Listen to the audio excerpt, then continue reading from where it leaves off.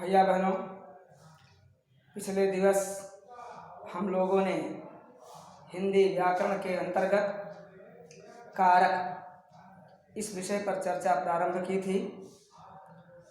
तो कारकों की पहचान, वाक्यों में उनका प्रयोग और उनके प्रयोग से वाक्यों में किस प्रकार से पूर्णता आती है, अर्थात उनका अर्थ किस प्रकार से स्पष्ट होता है, यह हम सब ने सीखा था। इसके बाद हम लोगों ने क्रमशः कारकों के भेद, उनके परसर्ग और उनसे संबंधित वाक्य ये भी प्रारंभ किया था, जिसमें 4 कारक तक हम लोग उस दिन चर्चा कर चुके थे। और 4 के बाद जो 5वां कारक होगा वह आज प्रारंभ होगा, अर्थात कर्ता, कर्म, करण और संप्रदान। यहाँ तक की चर्चा हम लोगों ने उस दिन कर ली थी। और 5वां जो अगला होगा वो होगा अपादान। तो आज उसकी चर्चा हम लोग करेंगे।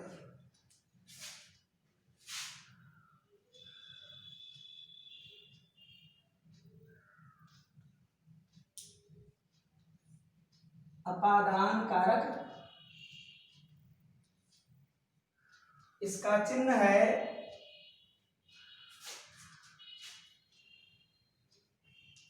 से, अर्थात अलग होना। यहाँ पर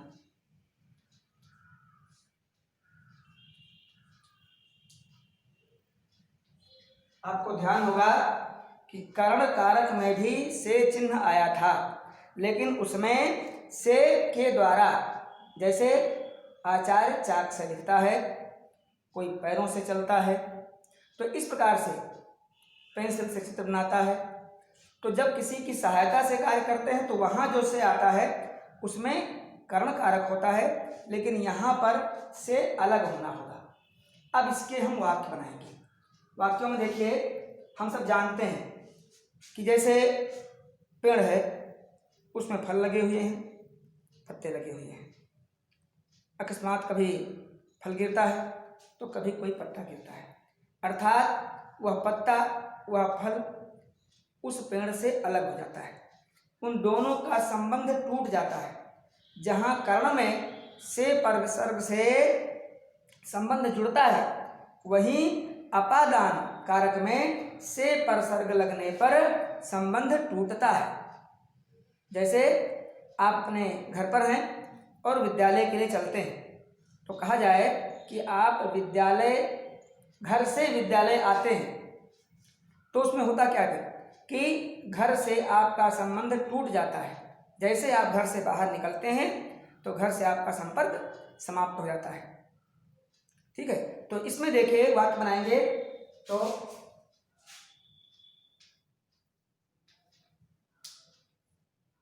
पेड़ से पत्ते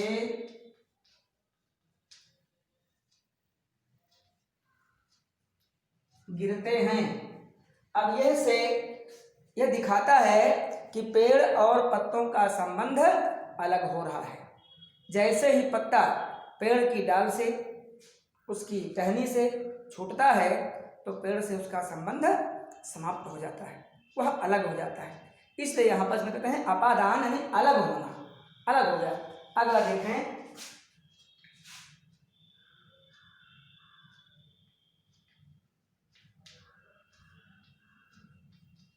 छत से बालक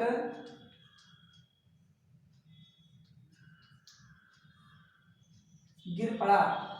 यहाँ भी छत और बालक का संबंध अलग हो गया, वो छत से हट गया, अब उसका कोई संपर्क नहीं है, छत को स्पर्श वो नहीं कर रहा है।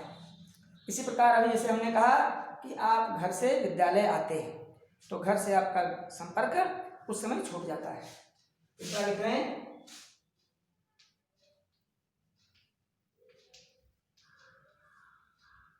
उमेश घर से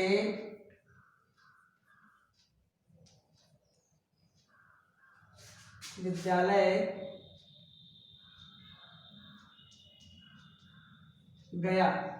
अब यहाँ भी जैसे वो निकला तो घर का और उसका संपर्क समाप्त हो गया, इसलिए यहाँ पर भी अपादान कारक है, अर्थात यह से जो है ये अपादान की पहचान है, इसमें अपादान कारक है। लेकिन जब किसी की सहायता से हम काम करते हैं तो वहाँ भी से का प्रयोग होता है, लेकिन वहाँ पर कर्म कारक होता है। अब अपादान के बाद अगला आता है संबंध। छठवां लिखें,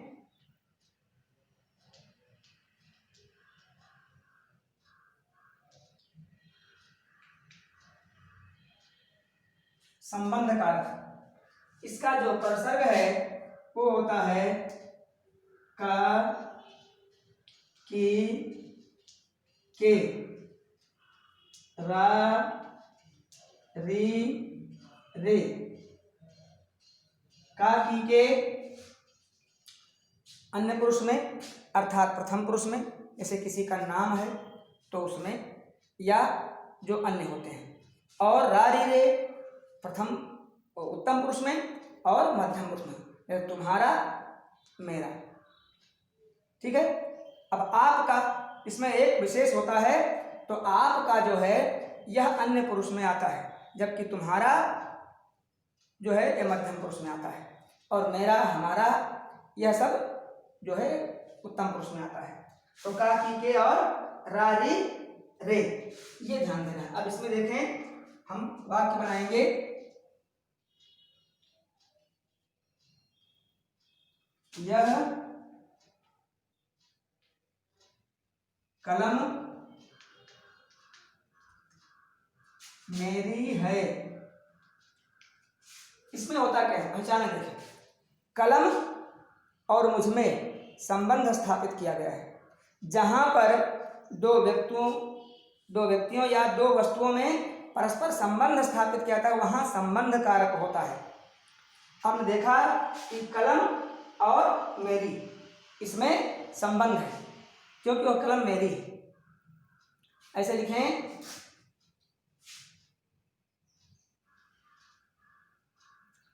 दूसरा,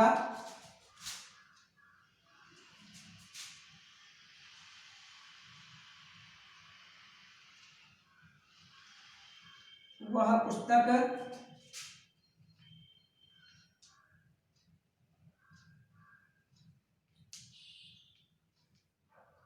महेश की है। अब इसमें देखिए आ गया किया, ठीक है, क्योंकि जो महेश है यह प्रथम पुरुष है, यह अन्य पुरुष है। अभी हमने आपको बताया था कि जब किसी का नाम आता है या वह आता है तो इसमें जो है इस प्रकार से काकी के लगेगा, यह पुस्तक महेश की है। ठीक है।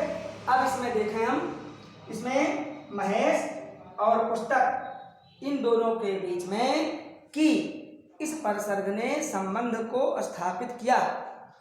अगर आप की हटा दें तो वाक्य क्या बनेगा, यह पुस्तक महेश है। तो यह पुस्तक महेश कैसे हो सकती है? इसका मतलब होता है कि यहाँ पर कुछ छूटा हुआ है, और इस प्रकार से जो वाक्य है उसका अर्थ अस्पष्ट रहता है, लेकिन परसर्गों के लगने से वाक्य पूर्ण हो जाता है और उसका अर्थ पूर्णतया स्पष्ट हो जाता है। अर्थात जो आपको बताया गया है उसको आप ठीक प्रकार से समझ लेते हैं। यह इन कारक चिन्हों की विशेषता होती है।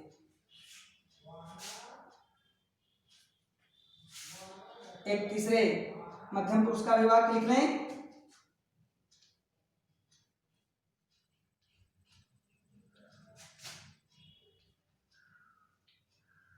यह गाय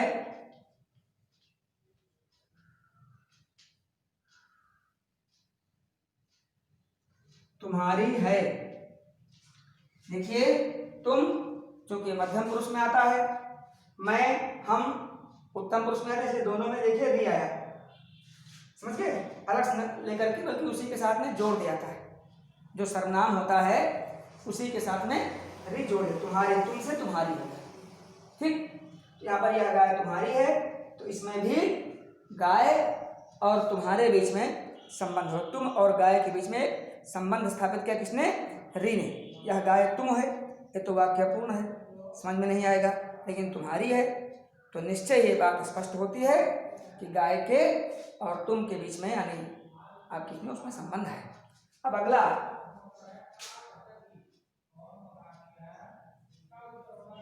अब यहां पर इसके बाद क्या लिखेंगे,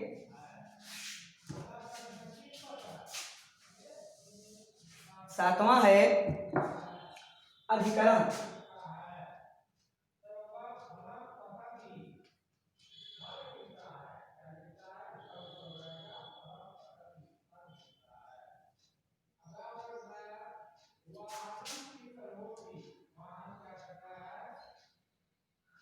अधिकरण कारक, इसका चिन्ह यानी प्रसर्ग है में और पर। अब आप जानते हैं में हम उन स्थानों के लिए प्रयोग करते हैं जो घिरे होते हैं, बंधे होते हैं, लेकिन पर हम खुले स्थान के लिए प्रयोग करते हैं। विशेष रूप से यही होता है। कभी कभी ऐसा भी होता है कि पर छोटे स्थान के लिए और में बड़े स्थान के लिए। कभी कभी में जो धरातल पर होता है उसके लिए प्रयोग करते हैं और पर जो ऊंचा स्थान होता है उसके लिए प्रयोग करते हैं। तो ये सब जब वाक्य आपके सामने आएगा तभी आप जान पाएंगे। जैसे छत पर, लेकिन आंगन में, खेत में, बाग में, ठीक है। इस प्रकार से कुएं पर भी और कुएं में भी। जब कुएं के अंदर घुसेंगे जहां पानी है, कुएं में जल है लेकिन कुएं पर पनिहारिन है, अर्थात जो पानी भरने वाली है। कुएं पर लोग नहा रहे हैं और कुएं में पानी है। तो पर स्थान के लिए हो गया, वो बाहर है, और में उसके अंदर का सूचक है। तो इसमें देखें, इसका वाक्य बनाएं,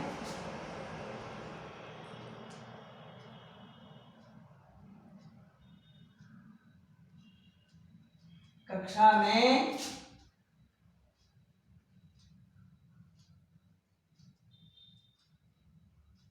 बच्चे हैं,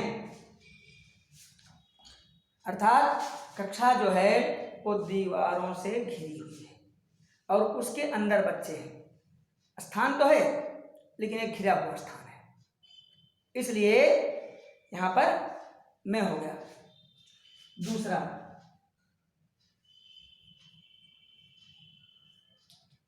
कुएं में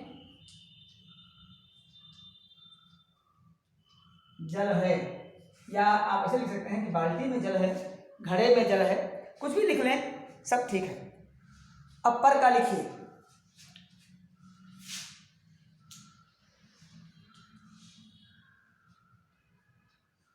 छत पर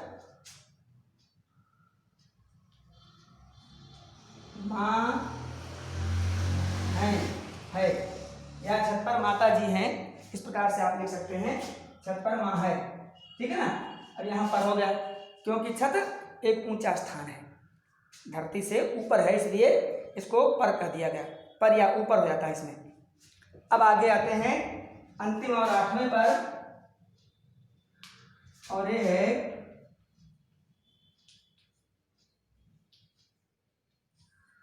संबोधन कारक। इसके जो चिन्ह हैं, ये हे, भो, जब किसी को पुकारना होता है तो उसमें जिन शब्दों का हम प्रयोग करते हैं वह प्रसंग इसमें हे, भो, अरे, हो, इस प्रकार के शब्द यहाँ पर आते हैं।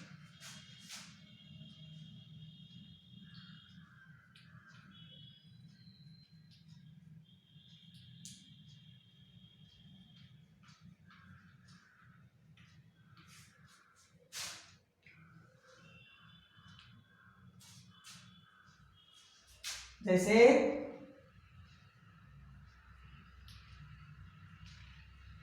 हे राम,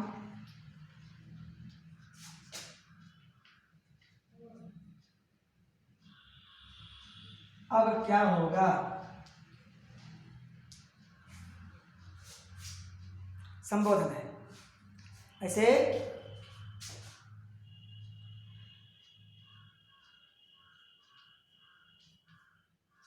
हे बालक,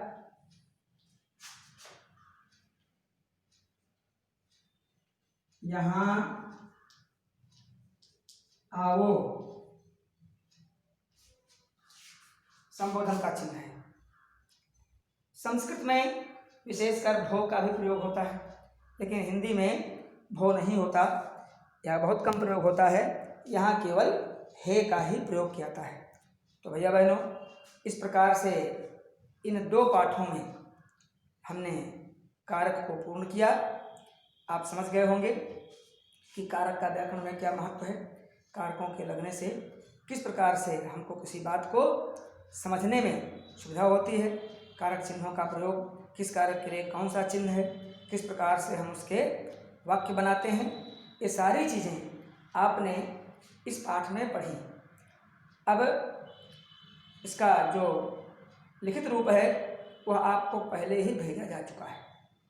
पाठ हम बाद में पढ़ा रहे हैं, लिख दिए थे पहले ही। तो ध्यान रहे कि जो भी सामग्री आपको भेजी जाती है वो ठीक प्रकार से आप उसको लिखकर तैयार करें, और जैसे ही विद्यालय खुलते हैं फिर हम लोग मिलेंगे। धन्यवाद। आज का पाठ यही समाप्त।